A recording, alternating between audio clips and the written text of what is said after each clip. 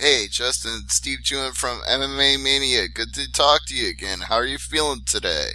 I'm doing well. Feeling great. Just finished up my morning practice. Here in a couple hours, I'll go hit my last one of the day. But I feel great, man. How are you?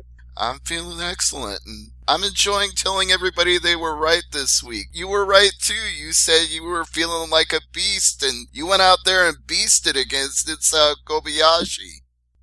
Yeah, I felt great that fight, man. It was awesome, and I was in my groove. And it's scary when Justin Lawrence is in that groove, man. It's always exciting to see. And that set you up for this fight with John Teixeira. Now, originally, he was going to fight Pat Curran. Curran pulled out with an injury. So, what was the process of you getting the call for this fight? I saw him pull out, and I wanted it. I wanted to test myself amongst the best, and taking out a guy like Kobayashi, is 18-2, taking out a guy like John Teixeira at 21. That I feel like I'm knocking on a door. I'm knocking on a door for that title shot. I'm knocking on the door for the gold. So I feel like 2017 could be very bright for me. You'd have to be knocking on the door to beat a guy that hasn't lost a fight in 4 years. Yeah, definitely. At the end of the day, records don't mean a whole lot when you step in that cage. It's just all about the preparation and imposing your will. So yeah, man, taking out a guy like that, it's his time. It's my time. It's his time to lose. It's my time to go out there and just do what I love to do and show the fans why I'm the best. Is there anything special you've done to game plan for Teixeira, or is it the same approach? Yeah, same approach, man. I just want to go out there and just take his head off, and defend takedowns, score takedowns when I need them, and let the fight plan out. It's always instinctual when I'm in there. I'm on autopilot. I don't think a whole lot at all when I'm in there. I just where the fight goes, I feel like I'm good everywhere. I feel like I'm dominant everywhere, and as long as I got the cardio to make the right decisions, I feel like I'm going to be a nasty fight for anyone, and I'm in the best shape that I've been in. Just like Kobayashi, my weight's low. I'm shredded. I've been putting in the time. I've been putting in the work.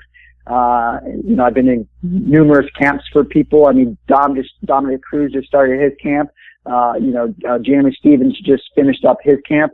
I've been going with some killers, man, and I'm just excited to get in there and just showcase all of my hard work and just show everyone, I deserve to be at the top holding the title. Now, I know you said the approach doesn't change much and instinct will take over, but at the same time, given how just amazingly cool that last knockout looked, you've got to be feeling some temptation to do that again. Yeah, no, definitely. That's the thing, after coming off a big knockout, everybody expects that, But when you're at this level and when you're fighting, guys that are as tough as the guys we're fighting, it's hard for that to come by. But as long as I set it up well enough and I get people guessing, it will always come. This is your fourth Bellator fight, and it's also been 4 years since you were in UFC, so it's got to feel like a distant memory. You've got to just feel like the whole world has changed in the last 4 years.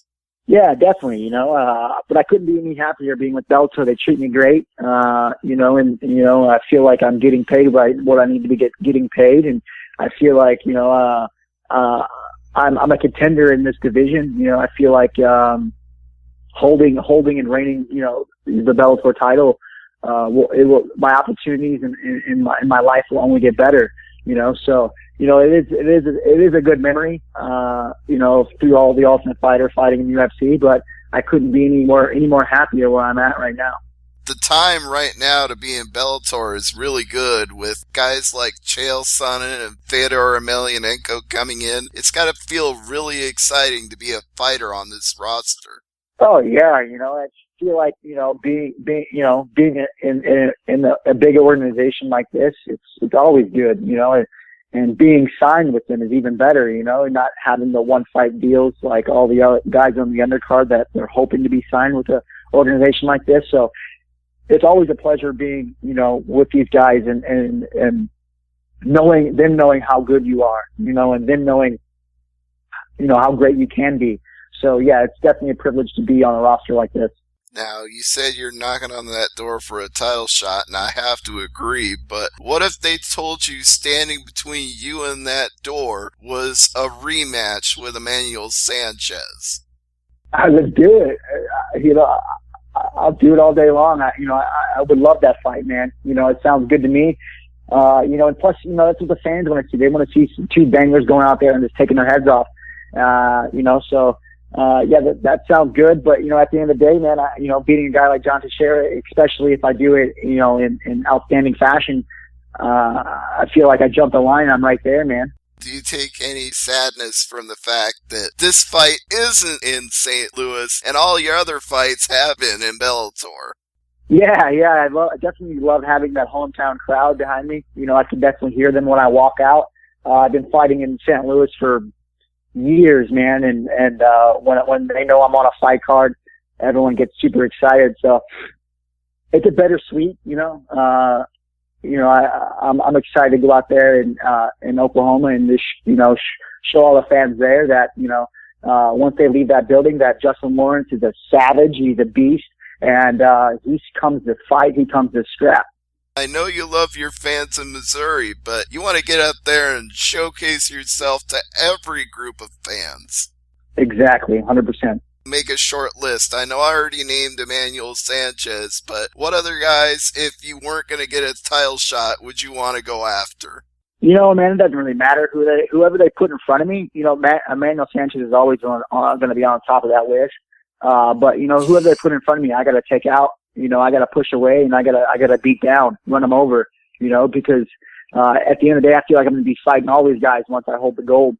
I know we've talked about your nickname, the American Kid, before, but now that you're inching a little bit closer to 30, can people really still call you a kid at this point? Yeah, I'm only 26. I feel like, once you're over 30, you're not really a kid no more. But once they come hang out with me and they see what kind of a beast and savage I am, I'm a big kid at heart, and they'll get to see that. So, I'm still a kid. Well, I suppose when you were in your 20s in MMA, you can be a kid when you've got guys like Dan Henderson still fighting. Yeah. He's a beast. Dan Henderson's the man, and man, he's a legend, and for guys to go in there fighting at an age like that, I take my hat off, man. Because I'm young, and I feel it when I wake up in the morning, get out of bed, so I could only imagine what he's feeling. Well, do you see yourself still doing it 20 years from now, 10 years from now? That's a good question, man. It really is. I love this sport with a passion. I really do. But there's also a point in time where I want to, raise a family and spend time with family. And, you gotta, to be in the sport, you gotta have the eye of the tiger. Everyone knows that saying, but you really do. You have to have that hunger. You have to have that want. You have to want to hurt somebody. And when I'm a dad and, raising my kids, the most selfish thing that you can do is train, because it's got to be all about you. You know what I'm saying? That's why I've been dating my girl for 6 years, and I have a 4-pound teacup Yorkie, a fur baby, because I can put him away in his kennel and go to training without feeling guilty.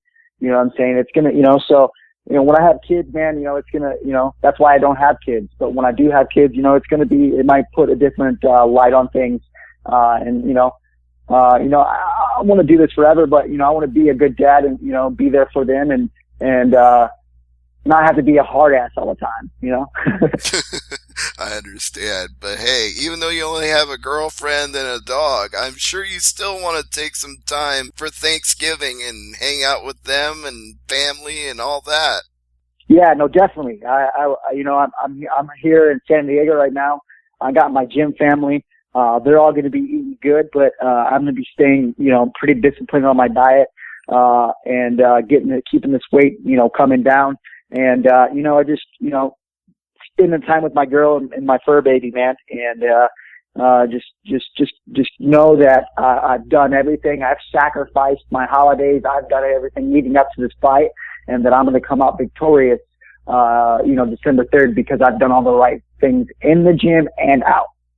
Well, if you have to make that sacrifice this week and eat light for Thanksgiving, pumpkin pie and some mashed potatoes after the win in Thackerville? Yeah, the good thing about, missing Thanksgiving, I always will have Christmas. So, I'll be eating real good in Christmas, and, that's the light at the end of the tunnel for me. I might be missing this one, but I know come, December 25th, I'm going to be fat and happy and healthy. Well, you'll be eating even better with a win bonus, so let's hope that's how it turns out. 100%. You're exactly right. You're exactly right. Well, Justin, I always appreciate the time, and I want to give you this chance to throw up plugs, sponsors, anything you want. Yeah, I just would like, to thank all my friends and family that always support me. My chick, Jenny Hoff, she slays the kitchen for me when I come home from a grueling practice all the time, and that's awesome. My sponsors, Clinch Gear, Crossbreed Hosters, and all those guys that, just have supported me through my ups and downs. This sport's pretty vicious as far as that. And, my team at Alliance, my whole fight team there, they pushed me super hard, and, they've done all the necessary things to make me a champion. So, my gym back home in 21st Century Martial Arts, I feel like, I get numerous texts and calls through my camps just with, positive feedback and just positive vibes. And, that's everything to me, man. So, I just want to say thanks to those guys. And, yeah, man, thank you for interviewing me. You're awesome. I appreciate it. Oh, no problem, Justin. It's always a pleasure to talk to you, and happy Thanksgiving to you and everybody at Alliance.